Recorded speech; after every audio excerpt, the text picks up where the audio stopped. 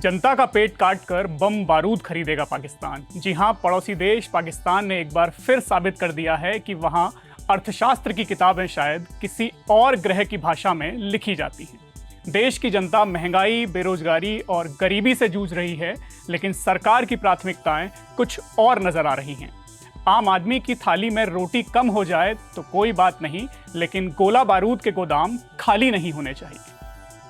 दरअसल शहबाज शरीफ सरकार ने अपना बजट पेश किया है। कुल बजट करीब 18.77 ट्रिलियन पाकिस्तानी रुपए यानी 67.49 अरब डॉलर का है। लेकिन इस बजट की सबसे बड़ी बात यह नहीं है कि जनता को क्या मिला, बल्कि यह है कि सेना को कितना मिला। पाकिस्तान के रक्षा बजट में सीधे 18% की बढ़ोतरी की गई है। पिछले साल जहां रक्षा खर्च 2.55 ट्रिलियन रुपए था, वहीं इस बार इसे बढ़ाकर 3 ट्रिलियन कर दिया गया है। अब जरा पाकिस्तान की आम जनता की हालत भी देख लीजिए। देश में महंगाई ऐसी है कि लोगों की जेबें खाली हो चुकी हैं, युवाओं को रोजगार नहीं मिल रहे, विकास कार्यों के लिए संसाधन कम पड़ रहे हैं, शिक्षा और स्वास्थ्य व्यवस्था लगातार चुनौतियों से जूझ रही है।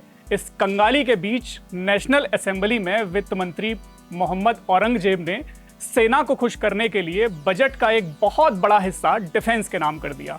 पाकिस्तान के वित्त मंत्री औरंगजेब का कहना है कि क्षेत्र में अनिश्चितता के कारण देश को अजेय बनाने के लिए रक्षा खर्च में बढ़ोतरी की गई है।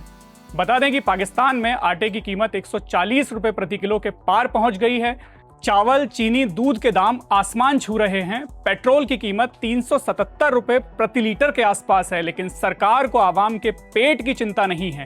ऐसा लगता है जैसे पाकिस्तान के बजट निर्माताओं ने कोई नया फॉर्मूला खोज लिया है। गरीबी बढ़े तो बढ़े, लेकिन टैंक और मिसाइलों की संख्या कम नहीं होनी चाहिए। जनता सवाल पूछ रही है कि जिस देश की आवाम पाई पाई के लिए तरस रही है, वहां की सरकार की प्राथमिकताएं हथियार कैसे हो सकती हैं? पाकिस्तान के आर्थिक सर्वेक्षण की रिपोर्ट भी कम दिलचस्प नहीं है। आंकड़े बताते हैं कि पिछले 6 वर्षों में गरीबी 7% बढ़ गई है। करीब 2.7 करोड़ लोग नए सिरे से गरीबी की श्रेणी में पहुंच गए हैं। अब देश में गरीबों की कुल संख्या 7 करोड़ बताई जा रही है। अगर इन आंकड़ों को आसान भाषा में समझें तो आपको समझ आएगा कि पाकिस्तान की सरकार का संदेश साफ है: रोटी थोड़ी कम खा लो, लेकिन सैन्य ताकत बढ़ा लो। आर्थिक सर्वेक्षण के अनुसार 2018-19 में गरीबी दर 21.9% थी, जो अब बढ़कर 28.9% हो गई है।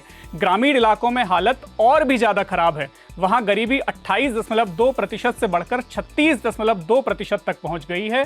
शहरों में भी गरीबों की संख्या तेजी से बढ़ रही है। दिलचस्प बात यह है कि जब किसी देश में गरीबी बढ़ती है तो आमतौर पर सरकारें शिक्षा, स्वास्थ्य, रोजगार और सामाजिक योजनाओं पर ज्यादा ध्यान देती हैं, लेकिन पाकिस्तान का मॉडल थोड़ा अलग दिखाई देता है। यहां ऐसा लगता है कि आर्थिक संकट जितना गहराता है, रक्षा बजट उतना ही मजबूत होता जाता है। सवाल है कि क्या किसी देश की असली ताकत केवल हथियारों से तय होती है, या फिर मजबूत अर्थव्यवस्था, शिक्षित युवा, बेहतर स्वास्थ्य सुविधाएं और खुशहाल नागरिक भी राष्ट्रीय शक्ति का हिस्सा होते हैं?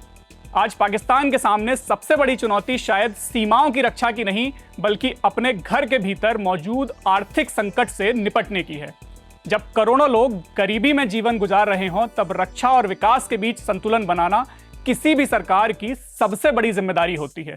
फिलहाल पाकिस्तान का नया बजट देखकर इतना जरूर कहा जा सकता है कि वहां मिसाइलों की रफ्तार बढ़ाने की तैयारी है, लेकिन आम आदमी की जिंदगी की रफ्तार अभी भी संघर्ष के पहियों पर ही चल रही है। और शायद यही इस बजट की सबसे बड़ी विडंबना भी है। मैडम आ रही है। मैडम आ रही है। मैडम आ रही है। अरे मैडम आ रही है। अरे बाबा, मैडम आ रही है। मैडम